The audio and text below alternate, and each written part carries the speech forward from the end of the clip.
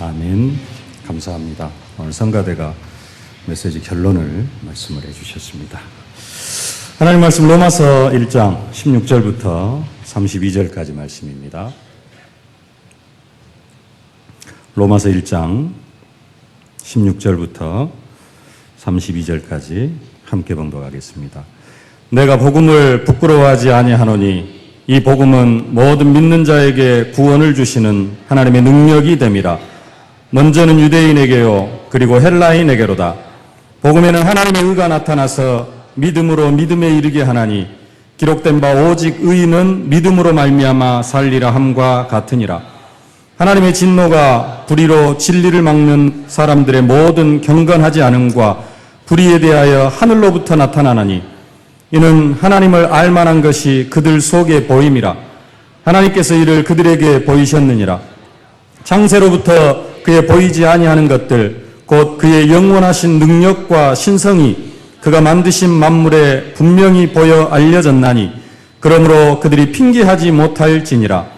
하나님을 알되 하나님을 영화롭게도 아니하며 감사하지도 아니하고 오히려 그 생각이 허망하여지며 미련한 마음이 어두워졌나니 스스로 지혜 있다 하나 어리석게 되어 썩어지지 아니하는 하나님의 영광을 썩어질 사람과 새와 짐승과 기어다니는 동물 모양의 우상으로 바꾸었느니라. 그러므로 하나님께서 그들을 마음의 정욕대로 더러움에 내버려 두사 그들의 몸을 서로 욕되게 하셨으니 이는 그들이 하나님의 진리를 거짓 것으로 바꾸어 피조물을 조물주보다 더 경배하고 섬김이라. 주는 곧 영원히 찬송할 이시로다. 아멘.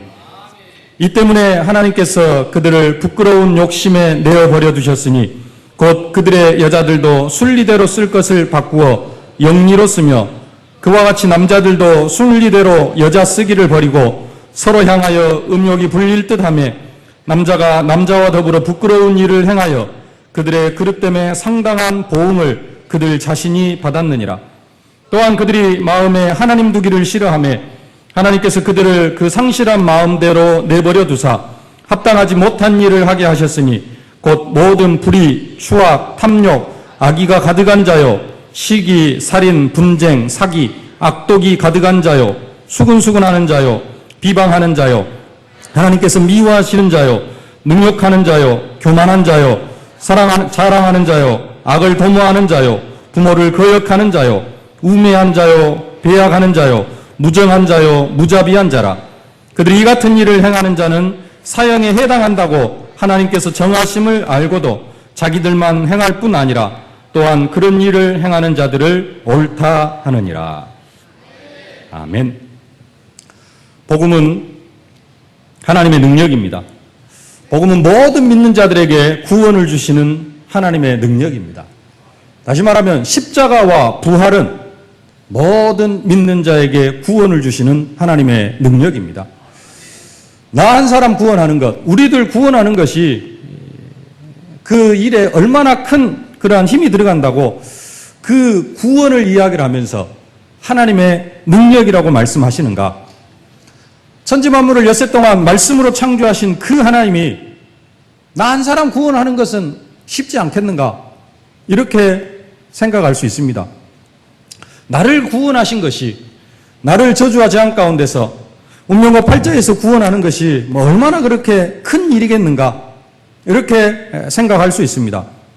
그러나 하나님은 능력의 하나님이시지만 또 한 가지 하나님은 공의로우신 하나님이십니다. 하나님은 공의의 하나님이십니다. 죄인을 구원하시려고 하시면은 반드시 하나님이라도 공의의 하나님이시기 때문에 사랑의 하나님이시면서 능력의 하나님이시면서 공의의 하나님이시기 때문에 죄인을 구원하시려고 하시면은 반드시 하나님은 그 하나님의 속성에 따라서 죄값을 지불해야 합니다. 하나님이 공의로우신 하나님이시기 때문에 죄값을 지불하지 않고는 죄인을 절대 구원하실 수가 없으십니다. 근데 하나님께서 우리를 구원하시기 위하여서 우리의 죄값을 지불하시기 위하여서 인간의 자리까지 낮아지셨고요. 창조주 하나님께서 피조물의 자리까지 낮아지셨고 십자가에 죽기까지 낮아지신 것입니다. 이렇게 해서 받은 축복이 우리가 구원의 축복입니다. 그러면 구원의 축복이 뭐냐? 단순히 죽어서 천국 가는 정도가 아닙니다. 고린도서 3장 16절 잘 알고 계시죠? 너희가 하나님의 성전인 것과 하나님의 성령이 너희 안에 거하시는 것을 알지 못하느냐. 우리가 하나님의 성전이 되었습니다. 하나님이 우리 속에 성령으로 함께 하시면서 우리를 인도하십니다. 우리가 하나님의 성전 되었다는 말은 좀 풀어서 이야기하면은 우리가 원죄에서, 근본 문제에서 완전히 해방을 받았다라는 이야기입니다. 사단의 역소가 죄를 짓고 하나님 떠난 문제에서 우리가 완전히 해방을 받았습니다. 여기에서만 해방받은 게 아니라 조상죄, 자범죄에서도 우리가 완전히 해방을 받았습니다. 저주와 재앙에서, 운명과 팔자에서 완전히 해방받은 것. 이게 구원입니다. 이런 정도로 끝나는 것이 아니라 더 구체적으로 말씀드리면은 이제는 더 이상 우리가 우상 숭배하지 않아도 되는 그러한 상태로 만들어 주셨습니다. 더 이상 귀신을 섬기지 않아도 되는 그러한 신분으로 우리를 삼아 주셨습니다. 귀신 섬기는 것 때문에 찾아오는 영적 문제, 정신 문제, 육신 문제, 죽음 이후에 지옥 가는 문제, 여기에서도 완전히 해방시켜 주셨습니다. 이게 하나님께서 우리에게 베풀어 주신 구원의 축복입니다.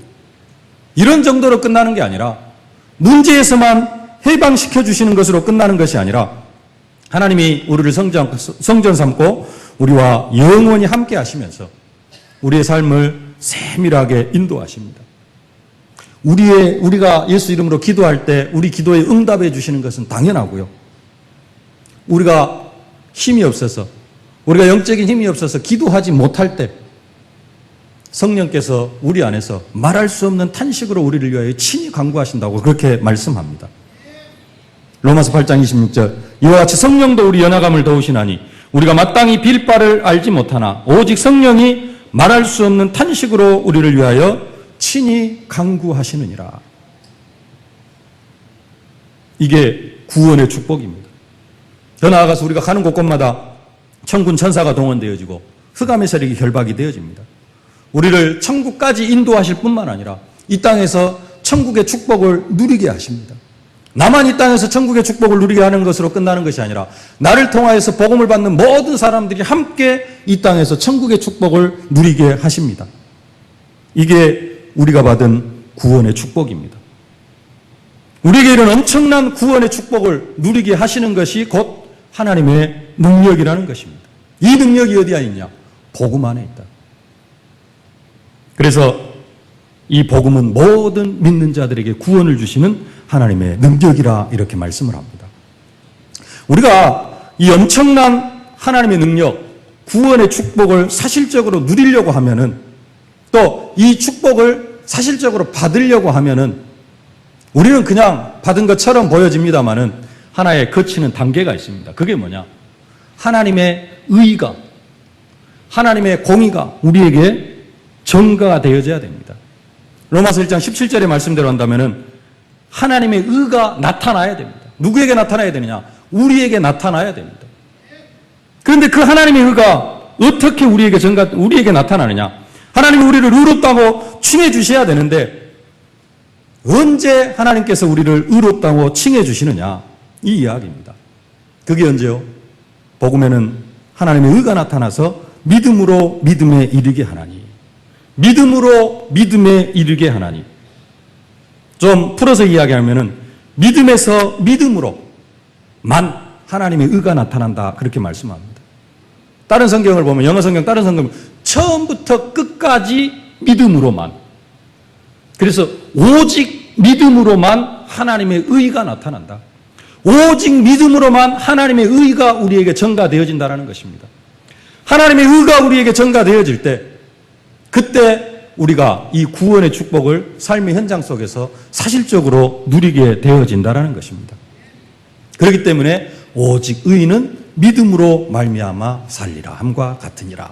17절에 그렇게 말씀하고 있습니다. 우리가 오직 믿음으로 하나님의 의가 우리에게 나타나서 우리가 구원의 축복, 하나님의 능력을 체험할 수 있는 그런 사람이 되어졌습니다.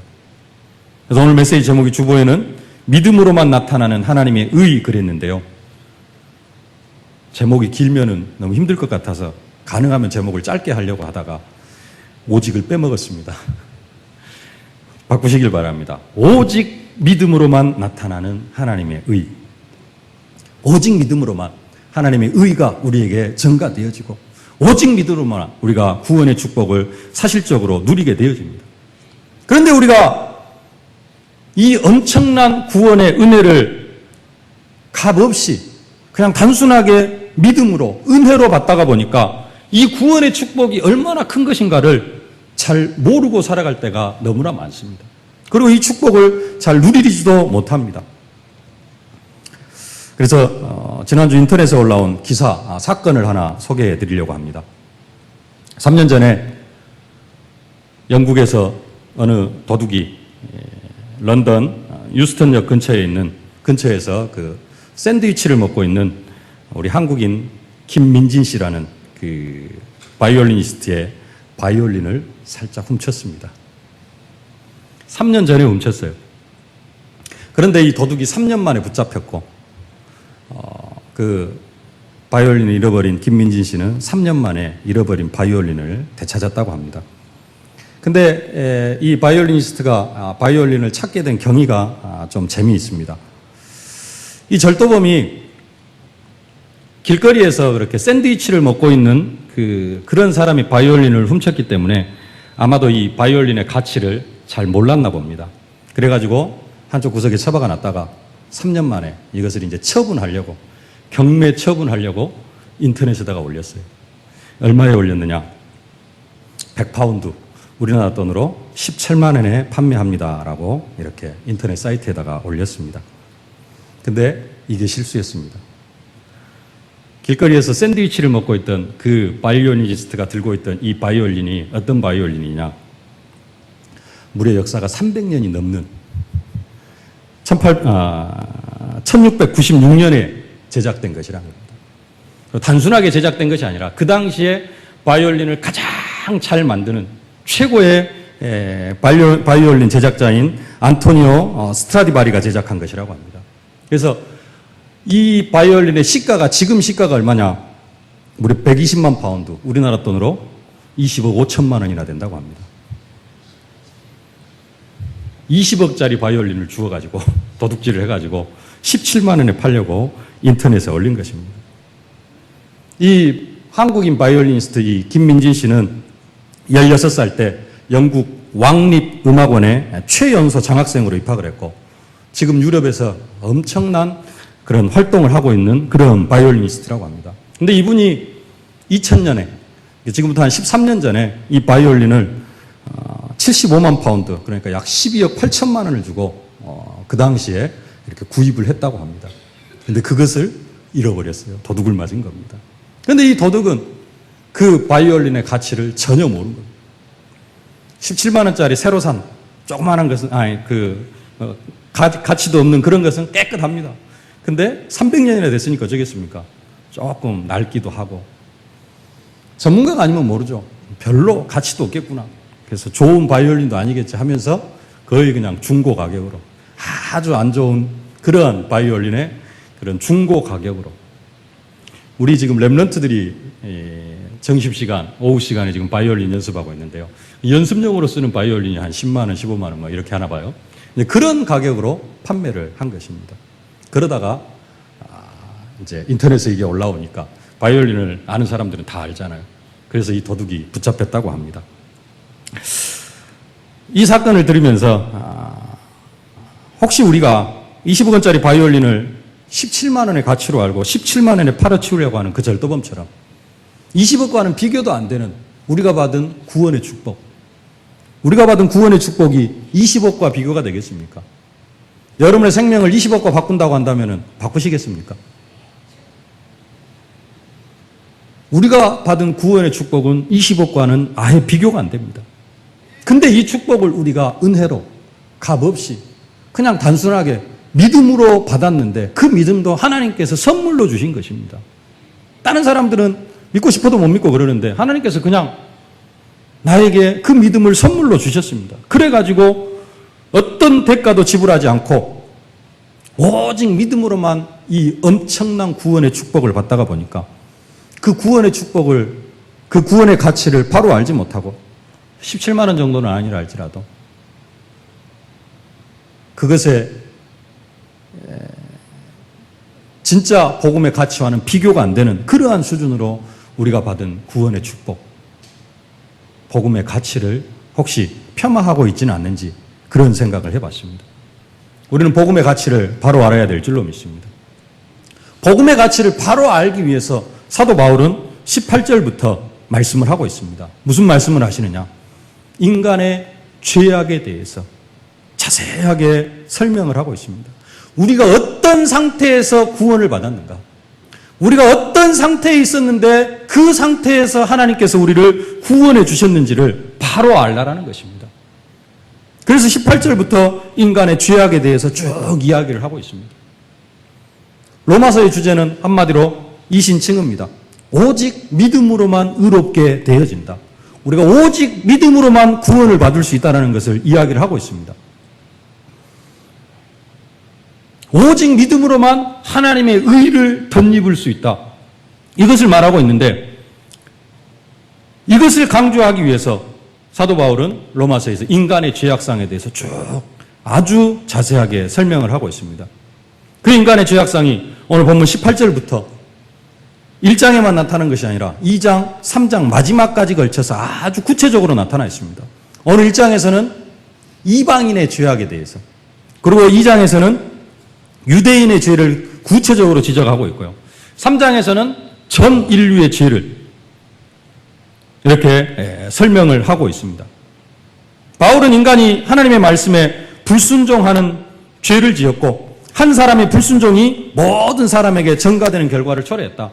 그래서 로마서 5장 12절에 이러므로 한 사람으로 말미암아 죄가 세상에 들어오고 죄로 말미암아 사망이 왔나니 이와 같이 모든 사람이 죄를 지었으므로 사망이 모든 사람에게 이르렀느니라.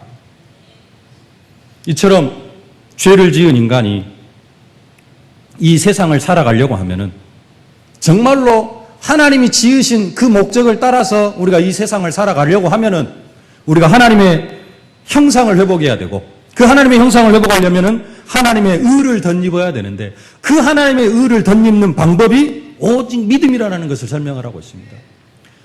그런데 어떤 상태에서 우리가 구원을 받았는가? 특히 로마서의 로마 교인들에게 편지를 하면서 우리가 어떤 상태에서 지금 구원을 받았는가? 그것을 설명을 하면서 18절 말씀도 쭉 말씀을 하고 있습니다.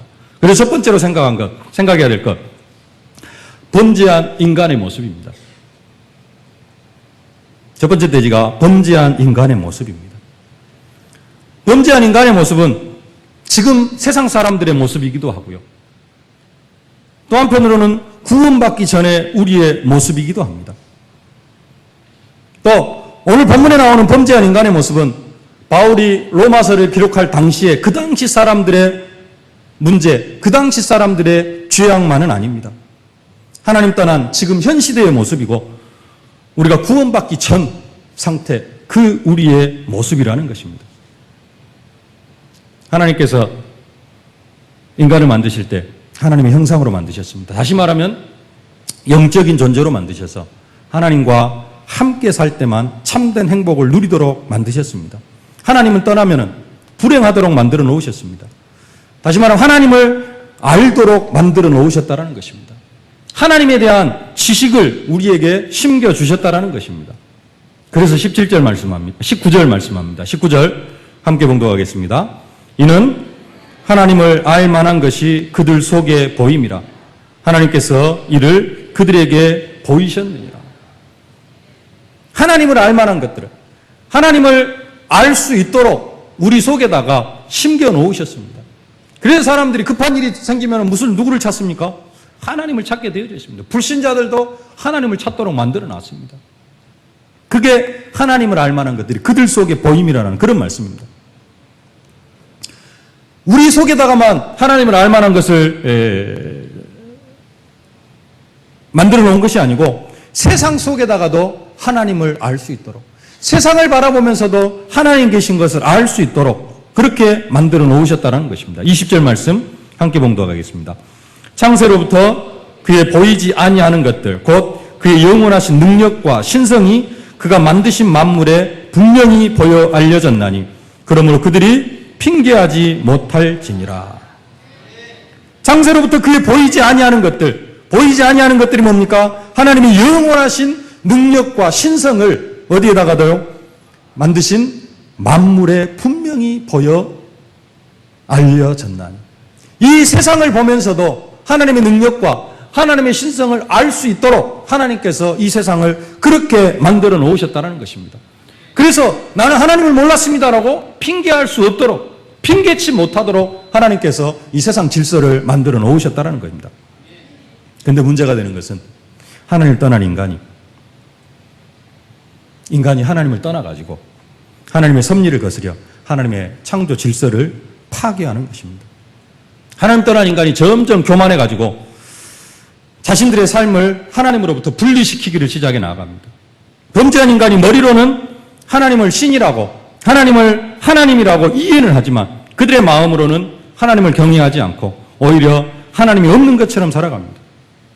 이런 사람들의 당연한 결과, 하나님을 영화롭게도 아니하고 감사하지도 않고 그렇게 살아갈 수밖에 없게 되어졌습니다. 왜 그러냐? 그들의 생각이 허망하여져서 마음은 또 미련하여 어두워졌기 때문이라. 오늘 성경이 그렇게 말씀합니다. 우리 21절 함께 봉독하겠습니다.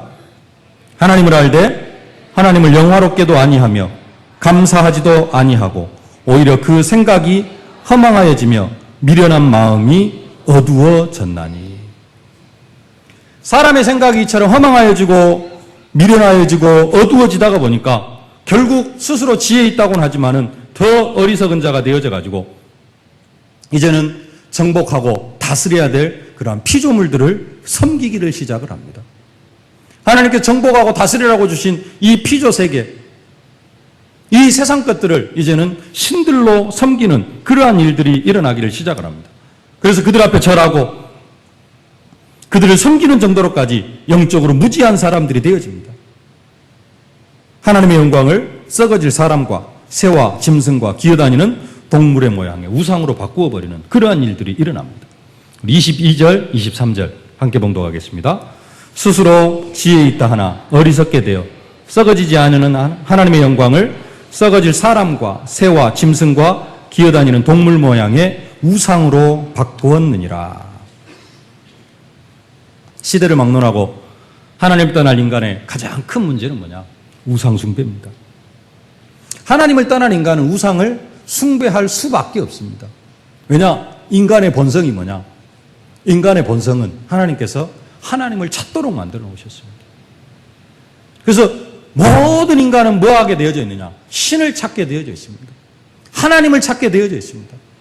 근데 인간이 하나님을 찾아가면서 하나님을 만날 수 있습니까? 절대 하나님을 만나지 못합니다. 하나님께서 직접 찾아오셔야지만이 우리가 하나님을 만날 수 있습니다. 근데 인간이 하나님을 찾아가다가 뭘 만들어요? 신을 만들기를 시작합니다. 그래서 나무를 신으로 만들고요. 당산나무를 신으로 만듭니다. 당산나무 앞에 빌면은 뭔가 복이, 뭔가 문제가 해결되어질 것으로 그렇게 생각을 합니다. 그래서 모든 피조 세계를 신으로 만들어 갑니다. 왜 할머니들이 요즘은 문턱이 없습니다만 시골에 가면 문턱에 못 앉게 합니까? 문턱에 앉으면 복 나간다고요. 왜 복을 나가요? 문턱을 지키고 있는 신이 있어요. 그것을 깔고 앉으니 그게 되겠어요. 그래서 문턱에 못 앉게 합니다. 예. 시골집 곳곳에 뭐가 있습니까? 다 신이 있어요. 다 신으로 섬깁니다. 그게 우리 문화입니다. 정복하고 다스려야 될 모든 것들을 뭘로 섬기고 살아가요? 신으로 섬기고 살아갑니다. 이게 우상숭배입니다. 이게 하나님 떠난 인간의 그냥 자연스러운 모습이 되어져 버렸습니다. 원래 인간은 하나님 안에서 참된 행복을 찾아야 되는데 하나님을 섬겨야 될 인간이 하나님을 섬기지 못하고 사단을 섬기면서 살아갑니다. 신을 찾게 되어지는데 그 신을 바로 찾지 못하고 이제는 이상한 것 찾다가 누구를 섬기게 되어집니까? 귀신을 섬기게 되어집니다. 그래서 영적 문제 속에 빠질 수밖에 없고 정신 문제, 육신 문제 속에 빠질 수밖에 없습니다. 나는 신을 섬기지 않는데요. 이 시대에는 그런 귀신이 우상이 아니고 뭐가 우상이 되어져 버립니까? 지식이 우상이 되어져 버립니다. 물질이 우상이 되어져 버립니다. 돈만 있으면 된다. 돈만 잘 벌면 돈이 모든 문제 해결해 준다. 물질 만능주의 시대. 뭐가 우상이 되어져 있습니까? 물질이 우상이 되어져 있습니다. 지금은 뭐가 우상이 되어져 있습니까? 이제 돈도 이제 있는 사람은 어쩝니까? 이제 좀 편안하면 된다. 그래서 이제 먹고 놀고 즐기자. 인생의 유일한 낚시, 유일한 목적. 좀 더 편안하게, 좀 더 잘 먹고 그냥 인생 즐기자. 이게 우리의 우상이 되어져 있습니다. 이것이 인생의 목적이 되어져 버렸습니다. 범죄한 인간의 결과입니다. 그런데 더 중요한 것은요, 이처럼 하나님의 영광을 썩어질 사람과 새와 짐승과 동물의 모양으로 바꾸어 버린 그 범죄한 인간에게 찾아온 저주와 재앙이 있습니다. 그 하나님을 떠난 인간에게 내리신 하나님의 형벌이 있습니다. 그 형벌이 뭐냐? 처음 들어보신 분들도 많이 계실 텐데요. 유기라는 형벌입니다. 그래서 두 번째 제목이 뭐냐? 유기된 인간입니다. 유기가 뭐냐? 완전히 방치해버린 겁니다. 하나님을 알면서도 하나님을 경배하지 않고 하나님의 말씀을 따라가지 아니하고 죽음의 길로 달려가는 인간.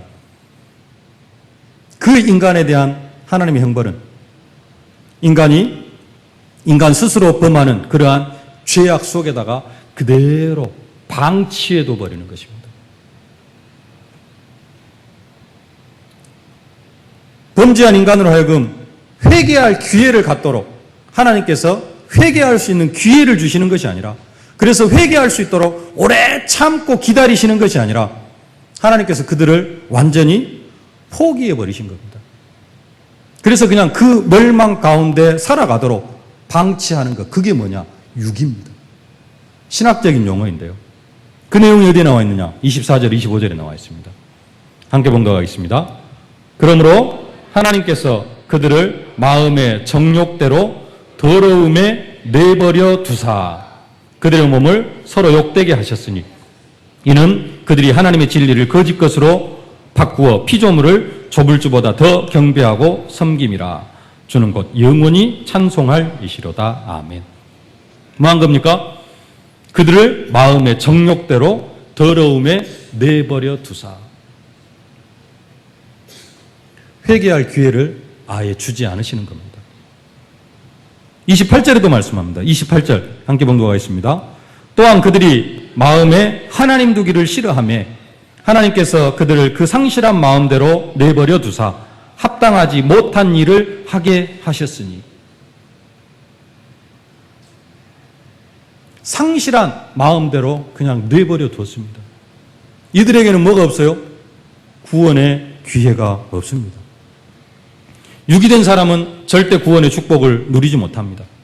지옥의 형벌을 받을 수밖에 없고 이 땅에서도 지옥 같은 삶을 살아가게 되어집니다. 왜 지금 사도 바울이 이런 이야기를 하고 있느냐? 왜 하나님께서 지금 사람들을 유기해가지고 끝까지 그냥 지옥 가도록 놔두시느냐? 왜 지금 이런 이야기를 하고 있습니까?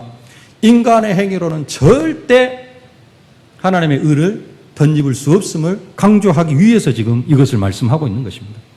하나님께서 멸망에 이르도록 방치한 것, 어떻게 하나님이 이렇게 하실 수 있습니까? 너무한 것 아닙니까? 좀 이렇게 말할 수도 있습니다.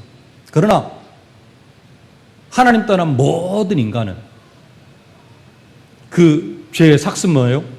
사망이고 결국은 지옥 가는 게 당연한 것입니다. 그런 중에 하나님께서 우리를 구원하신 것입니다. 그렇다면 우리가 받은 구원이 어떤 것입니까? 하나님의 은혜라는 것입니다.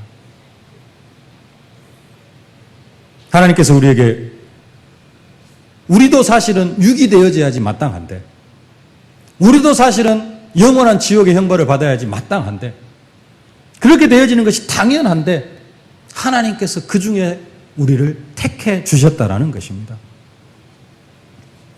지난주 우리 국민일보 홍보팀장 선교사님이 오셔가지고 1200만 기독교인들이라는 그런 말씀을 하셨는데요. 1200만이라고 하면은 많이 잡아서 1200만인데 4분의 1입니다. 어떤 분들은 800만이라고 이야기하기도 합니다. 요즘 예수 믿는 사람들이 점점 줄어들어서 우리 대한민국에 예수 믿는 사람이 800만이다. 800만이면 한 5분의 1, 1200만이면 한 4분의 1 이렇게 되어집니다. 우리 민족 중에서 한 4분의 4명 중에 1명꼴로 내가 구원받았다면은 뭐 그렇게 대단한 축복도 아니네. 뭐 이렇게 생각할 수 있을란가도 모르겠습니다. 예수를 많이 믿는다라고 그렇게 생각을 할 수도 있습니다. 근데 그렇지가 않습니다. 우리나라 연도에 단기라는 게 있습니다. 단기가 있고요. 서기가 있고요. 서기는 예수님 탄생을 기준으로 해가지고 서기 나눠집니다. 단기는 뭡니까? 단군이 이렇게 이제 나라를 개국하면서 이렇게 시작되어진 우리나라의 역사를 이야기하는 게 단기입니다. 올해가 단기 몇 년인 줄 아십니까? 잘 모를 텐데요. 4346년입니다. 우리나라 역사를 보통 그러니까 반만년 역사 그러는데요. 4300년이라는 그런 역사를 가지고 있습니다. 근데 4300년이라는 이 역사 속에 4200년 동안은 이 땅에 복음이 들어오질 않았습니다. 4200년 동안 이 땅에 복음을 전한 사람은 한 사람도 없습니다. 예수님을 믿고 나서도, 아니 예수님이 십자가에 못 박혀 죽으신 이후에도 약 1800년 동안 이 땅에 복음이 들어오질 않았습니다. 1885년에 아펜젤러와 언더우드 선교사가 들어오면서 이 민족의 복음이 증거되어지기 시작했습니다.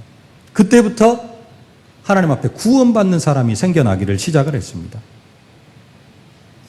이 땅의 기독교 역사, 복음의 역사는 130여 년밖에 되지 않습니다. 그러면 4200년 동안 이 땅에 살아온 사람들은 어떻게 되어졌습니까? 다 지옥 같습니다. 왜요? 구원은 오직 믿음으로만 받는데 예수 이야기를 들어본 적도 없고 하나님의 말씀을 들어본 적이 없습니다. 그 사람들은 다 어떻게 되어졌습니까? 다 지옥 같습니다. 왜 지옥 같습니까? 하나님께서 유기의 형벌을 허락하신 것입니다. 그냥 상실한 마음대로 내버려 둔 것입니다. 그들을 마음의 정욕대로 더러움에 내어버려 두셨습니다. 그게 엄청난 형벌입니다. 4300년 동안 이 땅에 살아온 모든 한민족의 선조들은 다 하나님을 알지 못하고 예수 그리스도를 알지 못하고 다 지옥 가는 그러한 멸망을 받았습니다. 그런데 우리가 그 중에서 하나님의 선택을 받은 것입니다. 칼빈주의 5대 교리라고 하는데 제한 속죄. 예수님께서 십자가에 못 박혀 죽으신 것, 온 인류의 죄를 위하여서 지금 이 땅에 살고 있는 50억 인구 전체를 위하여서 60억 인구 전체를 위하여서 예수님께서 십자가에 못 박혀 죽으신 것이 아니라 어떤 사람을 위하여서요? 그 중에서 하나님께서 창세전에 예정하시고 택해 놓으신 그 사람들을 위하여서 예수님께서 십자가에 못 박혀 죽으셨다는 겁니다. 근데 그 속에 누가 들어갔어요? 내가 들어간 겁니다. 하나님께서 은혜로 나를 그 속에다가 그냥 집어넣어 주신 것입니다. 이게 하나님의 은혜라는 것입니다. 그래서 요즘은 그런 기도 잘 안 나오는 것 같은데 이 고을에서 한 명, 저 고을에서 한 명. 아니 우리 동네 예수 믿는 사람들이 얼마나 많은데 이 고을에서 한 명입니까? 근데 정말로 그렇게 귀중하게 하나님께서 우리를 여기시면서 정말로 우리를 구원해 주셨다는 사실입니다. 우리가 그런 축복 속에 이 구원의 축복을 누리게 되어졌습니다. 유기된 사람에게는 아무리 복음을 전해도 알아듣지를 못하는데 하나님이 우리를 창세전부터 예정하사 하나님의 시간표 속에 어떤 사람으로 하여금 우리에게 복음을 전하게 하시고 우리가 그 복음을 들을 때 그 복음이 그냥 자연스럽게 은혜로 들려지고 그 사실이 믿어져 가지고 그 복음을 들을 때 또 하나님께서 우리에게 믿음을 선물해 주셔가지고 우리가 예수 그리스도를 믿게 하셨고요. 그 믿음으로 말미암아 우리가 구원의 축복을 누리게 되어졌다는 것입니다. 그래서 복음에는 하나님의 의가 나타나서 믿음으로 믿음에 이르게 하나니 기록된 바 오직 의인은 믿음으로 말미암아 살리라. 그렇게 엄청난 유기된 그 엄청난 저주와 재앙 가운데서 나 한 사람이 구원을 받았는데 하나님께서 나를 불러주셨는데 나를 뭘로 불러주셨다? 전도자로 불러주셨다. 얼마나 큰 축복입니까? 하나님의 최고의 은혜인 줄로 믿습니다. 우리가 받은 구원의 가치가 이만큼 어마어마한 것입니다. 어쩌다 보니까 그냥 내가 예수 믿고 이 자리에 앉아있는 그런 게 아닙니다. 나도 유기되어 줄 수밖에 없는데, 나도 상실한 마음에 내어버려 두셔도 내가 아무 말 할 수 없는 그런 사람인데, 내가 더러움에 그대로 내어버려 두셔도, 하나님께서 나를 그 더러움에 내어버려 두셔도 나는 아무 말 할 수 없고, 그래서 지옥 가는 게 당연한 나의 신분인데 하나님께서 은혜로 우리를 택해 주셨다는 것입니다. 그래서 우리가 받은 구원이 하나님의 은혜라는 것입니다. 아까 첫 번째 대지에서는 인간의 영적 타락에 대해서 말씀을 드렸습니다. 이 영적 타락을 하나님께서 방치하시니까, 이 영적 타락, 그래서 우상숭배하는 그 인간들을 방치하시니까 그 다음에 오는 타락이 있는데, 그 타락이 뭐냐? 윤리적 타락입니다. 하나님께서 하나님 떠난 인간을 그 마음의 정욕대로 내버려 두시니까 이제는 인간이 어떻게 타락을 하느냐? 영적으로만 타락을 하는 것이 아니라 윤리적으로도 타락해가지고 불타는 정욕에 사로잡힌 노예들이 되어져 버리는 것입니다. 26절, 27절 함께 봉독하겠습니다. 이 때문에 하나님께서 그들을 부끄러운 욕심에 내버려 두셨으니 곧 그들의 여자들도 순리대로 쓸 것을 바꾸어 영리로 쓰고, 그와 같이 남자들도 순리대로 여자 쓰기를 버리고 서로 향하여 음욕이 불릴 듯하며 남자가 남자와 더불어 부끄러운 일을 행하여 그들의 그릇 때문에 상당한 보응을 그들 자신이 받았느니라. 하나님께서 창조 질서로 허락하신 결혼, 혼인의 숭고함은 오늘날에는 거의 유명무실하게 되어져 버렸고 오직 쾌락으로만 치닫는 그러한 시대가 되어져 버렸습니다. 동성애, 지금 미국에서는 동성애가 합법적으로 이제는 승인이 되어져 가는, 그래서 남자와 남자가 함께 부부로 살아가는 그러한 것을 허락하는 주들이 생겨나기를 시작을 했습니다. 타락의 결과입니다. 동성애 이야기는 아닙니다만은 지금 시대가 얼마만큼 문란해졌느냐. 이번 세계 랩런트 대회를 하는데요, 동기들이 숙소를 좀 얻어달라. 중국에서 선교사로 나가 계시는 우리 동기분이 전화가 왔어요. 숙소를 좀 하나 얻어달라. 모텔을 하나 잡아달라. 상무지구에 모텔을 잡으려고 전화를 했습니다. 인터넷 위성 사진으로 쭉 체크를 해가지고 좀 괜찮겠다 싶은 모텔에 전화를 했습니다. 2박 3일 동안 이 기간 동안에 머물려고 하는데 머물 수 있겠습니까? 그랬더니 안 된대요. 방이 없습니까? 그랬더니 아니요, 방은 있는데 안 된대요. 왜 안 됩니까? 밤에만 잠을 자고 낮에는 나가야 된대요. 2박 3일 동안, 3박 4일 동안 짐을 모텔 방에다가 놔둬서는 안 된대요. 무슨 이야기인 줄 아십니까? 그 장사만 해가지고는 모텔이 유지가 안 되어진다는 겁니다. 낮에 2시간, 3시간 동안 파트타임으로 들어오는 그 장사를 해야지 모텔이 유지가 되어지는데, 그 장사를 안 하면은 모텔이 유지가 안 되어진대요. 그럼 방 하나를 2박 3일 동안, 3박 4일 동안 이 사람이 딱 잡아놓으면은, 예를 들어서 모텔 값이 하루 저녁에 4만 원이다 그러면 12만 원밖에 못 버는데, 낮에 방을 비워주면은 이 방 하나를 통해서 4일 동안, 3일 동안 12만 원을 버는 게 아니라 30만 원, 40만 원을 벌 수 있다는 겁니다. 지금 시대가 이렇게 되어졌습니다. 그래서 2박 3일 동안, 3박 4일 동안 모텔을 내주지를 않습니다. 몇 군데를 전화를 했는데 잡아주지를 않아요. 시대가 그런 시대가 되어졌습니다. 그 어디를 잡아드렸느냐? 예일교회 바로 옆에 있는 그 모텔을 잡아드렸습니다. 그분은 잘 알아요, 예일교회를. 그러니까 3박 4일 동안, 2박 3일 동안 3박을 할 수 있도록 그렇게 해주시더라고요. 지금 시대가 그런 시대가 되어져 버렸습니다. 유광수 목사님도 말씀하시는데, 지금 인터넷상에서 가장 유행하는 사이트가 무슨 사이트냐? 음란 사이트. 두 번째가 무속 사이트입니다. 오늘 성경이 그대로 이야기를 하고 있습니다. 하나님 떠난 인간이 뭐 할 수밖에 없어요? 우상숭배할 수밖에 없고, 이제 우상숭배를 그대로 내어버려 두니까 정욕에 사로잡혀가지고 여자들도 영리로, 남자들도 영리로, 이런 현실이 되어져 버렸다라는 것입니다. 이게 지금 이 시대의 영적 상태고 이 시대의 윤리 상태입니다. 28절에 또한 그들이 마음에 하나님 두기를 싫어하며 하나님께서 그들을 그 상실한 마음대로 내버려 두사 합당한 나타나지 못한 일을 하게 하셨으니 그래서 나타난 결과들이 29절부터입니다. 곧 모든 불의, 추악, 탐욕, 악의가 가득한 자요, 시기, 살인, 분쟁, 사기, 악독이 가득한 자요, 수근수근하는 자요, 비방하는 자요, 하나님께서 미워하시는 자요, 능욕하는 자요, 교만한 자요, 자랑하는 자요, 악을 도모하는 자요, 부모를 거역하는 자요, 우매한 자요, 배약하는 자요, 무정한 자요, 무자비한 자라. 그들이 이 같은 일을 행하는 자는 사형에 해당한다고 하나님께서 정하심을 알고도 자기들만 행할 뿐 아니라 또한 그런 일을 행하는 자들을 옳다 하느니라. 말씀을 맺겠습니다.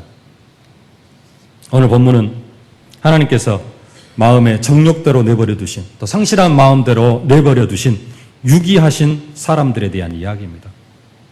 그러나 우리도 하나님이 유기하지 않으셨다면 하나님 믿기 전에는 이처럼 본질상 진노의 자녀였고 또 이렇게 살아갈 수밖에 없는 그러한 사람들이었습니다.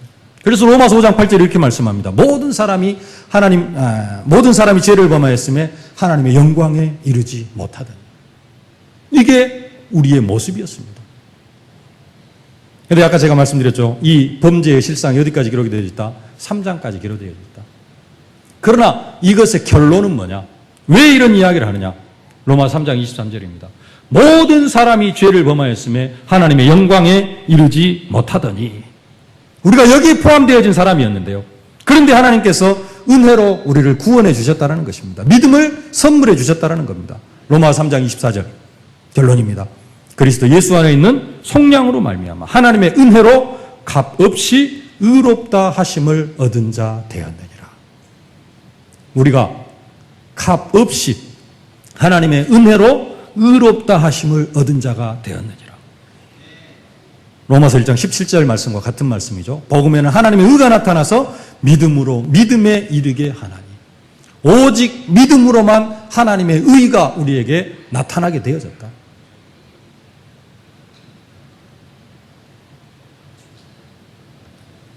우리도 마음의 정욕대로 내버려 두신, 상실한 마음대로 내버려 두신, 그래서 유기되어질 수밖에 없는 그런 사람들이었는데 오늘 본문에 나오는 것처럼 엄청난 저주와 재앙, 악한 행실 속에서 살아갈 수밖에 없는 이러한 모습들이었는데 하나님께서 우리를 이 상태 속에서 은혜로 구원해 주셨다라는 사실입니다. 이 구원의 축복을 오늘 하루 최고로 누리는 그러한 축복된 날이 되어질 수 있기를 주의 이름으로 축원합니다. 기도하겠습니다. 살아계신 아버지 하나님, 은혜를 진심으로 감사를 드립니다. 마음의 정욕대로 더러움에 내어버려 두지 아니하시고 상실한 마음대로 우리를 내버려 두지 아니하시고 하나님 유기되어질 수도 있는 그러한 상태 속에 있었지만 하나님께서 우리에게 은혜를 더하여 주시어서 믿음을 선물로 허락하여 주시어서 우리를 하나님 자녀 삼아 주심을 진심으로 감사를 드립니다. 하나님의 의가 우리에게 나타나게 하여 주심을 진심으로 감사를 드립니다. 오늘 온종일 하나님 앞에 예배하다가 하나님의 참된 구원의 축복을 사실적으로 체험하고 누리는 최고의 날이 되게 하여 주옵소서. 예수님의 이름으로 기도하옵나이다. 아멘.